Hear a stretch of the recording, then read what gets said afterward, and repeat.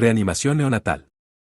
Para comprender la reanimación neonatal y sus diferencias con el soporte vital en lactantes, niños y adultos, primero debemos entender algunas cosas que ocurren antes de nacer y al momento del parto. Durante el embarazo el oxígeno fluye hacia el feto a través de la placenta y el cordón umbilical, no pasa por los alvéolos, ya que estos se encuentran llenos de líquido amniótico y es impulsado a todo el cuerpo por el corazón. Para que esto ocurra existen comunicaciones interventriculares y arteriovenosas. Con las primeras respiraciones el aire inspirado empuja el líquido amniótico hacia el torrente sanguíneo, los alvéolos se llenan de oxígeno, que a su vez, fluye por el torrente sanguíneo, lo que cierra la arteria umbilical y relaja los vasos sanguíneos pulmonares. Todo esto termina en el cierre del dáctex arteriovenoso. ¿Qué puede salir mal en este proceso? Muchas cosas. Puede ocurrir que los pulmones no se llenen de aire, que en el proceso el neonato pierda mucha sangre, lo que generará hipotensión. También puede ocurrir que no se dilaten los capilares pulmonares. En todas estas condiciones la clínica será parecida.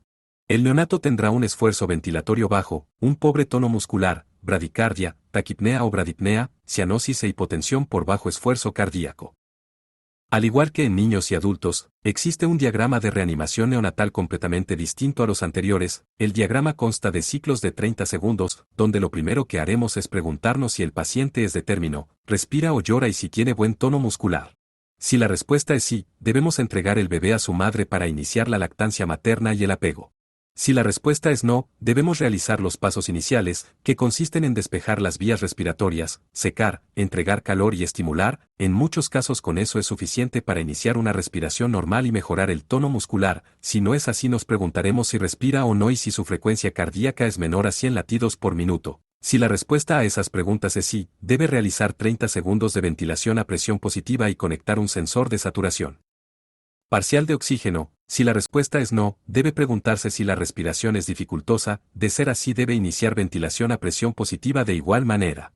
Una vez completados los 30 segundos de ventilaciones observaremos nuevamente la frecuencia cardíaca. Si esta es menor a 100 latidos por minuto, deberá implementar los pasos correctivos de la ventilación, que veremos más adelante, y ventilar durante 30 segundos adicionales. Una vez asegurada una ventilación efectiva durante al menos 30 segundos, observaremos la frecuencia cardíaca nuevamente. Si ésta se encuentra entre 60 y 100, repetiremos los pasos correctivos y las ventilaciones, mientras que si es menor a 60 latidos por minuto agregaremos compresiones torácicas, en ciclos de 3 compresiones por una ventilación durante 30 segundos. Finalmente, de persistir la frecuencia cardíaca bajo 60 latidos por minuto, debe sumar el uso de adrenalina endovenosa. Menos del 1% de los casos llegan a este nivel.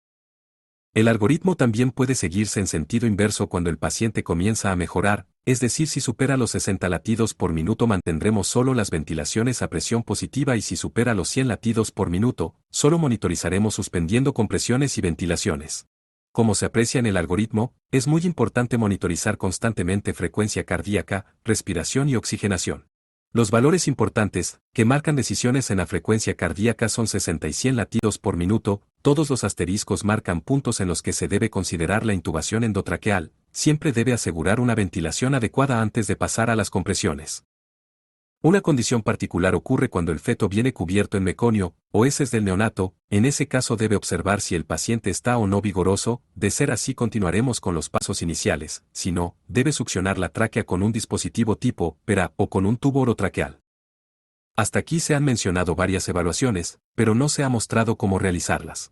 Para evaluar la respiración se observará en primer lugar la expansión torácica. Además se debe valorar el esfuerzo respiratorio, la frecuencia y profundidad.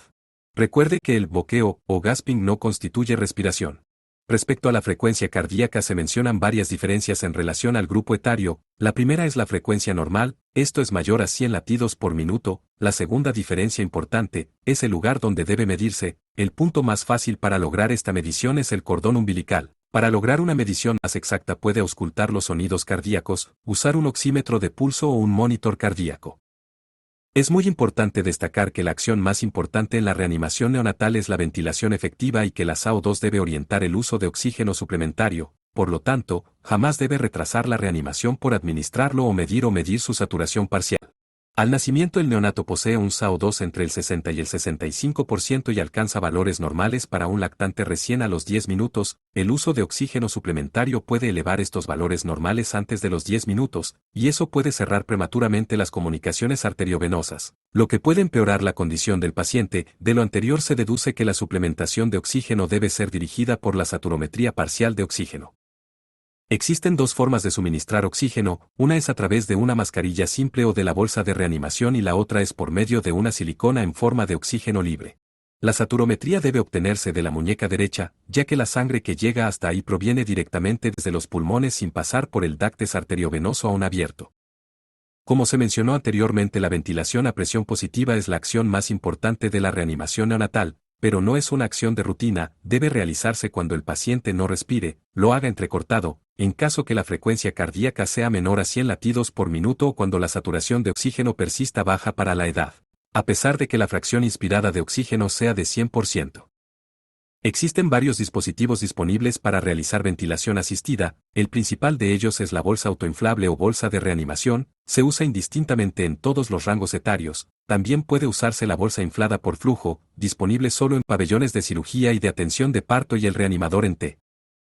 Para administrar ventilación a presión positiva debe tener en consideración que es posible que necesite más reanimadores, por lo tanto, solicitar ayuda es una acción fundamental.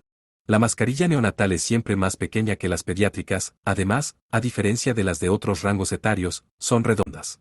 Recuerde que el recién nacido proviene de un medio acuático, por lo que es importante asegurarse que la vía aérea esté despejada y que la cabeza esté en posición de olfateo, ya que al estar en supino los neonatos y lactantes tienden a ocluir la vía aérea. Como en todas las edades, en el neonato es importante sellar de manera adecuada la mascarilla contra la cara del paciente con la técnica de la C y la E y comprimir la bolsa hasta lograr una adecuada expansión torácica. Esta maniobra debe realizarse entre 40 a 60 veces por minuto, realizando una ventilación cada 2 a 3 segundos al igual que en niños. Para esto se debe contar hasta 3, presionará la bolsa en un segundo y se soltará durante los siguientes 2, como se ve en la imagen. Recuerde que las compresiones deben iniciarse solo si la frecuencia cardíaca es bajo 60 latidos por minuto a pesar de una ventilación adecuada. Si las ventilaciones no logran expansión torácica debemos corregir esa situación, para eso usamos la herramienta MR-SOPEA. La M corresponde a mascarilla, asegúrese que la mascarilla tenga un sello adecuado, la R, de reubicación de la vía aérea, indica que hay que llevarla a posición de olfateo, la S hace referencia a succionar la boca y la nariz, la O de open, señala que hay que abrir la boca del paciente, la P, de presión, se refiere a que presione un poco más la bolsa de reanimación, la E de equipo, indica que hay que verificar que este sense de manera correcta y la A, de alternar la vía aérea, señala la posible necesidad de instalar un dispositivo avanzado de vía aérea. Como se dijo anteriormente, el algoritmo de reanimación es bidireccional, por lo tanto, una vez corregido los signos alterados, debe de tener la medida tomada. De hecho, si la frecuencia cardíaca es mayor a 100 latidos por minuto, el bebé respira espontáneamente y sin pausas o cuando se logre una SAO2 adecuada a la edad, se suspenderán las ventilaciones y el oxígeno suplementario. Las compresiones deben realizarse cuando la frecuencia cardíaca es menor a 60 latidos por minuto y se han realizado los pasos correctivos MR-SOPEA. La técnica a usar son las mismas que en lactantes, se privilegia la técnica de 2 pulgares, en el tercio inferior del esternón, realizando 30 ciclos de 3 compresiones por 2 ventilaciones cada 2 segundos, como se ve en la imagen. Gracias.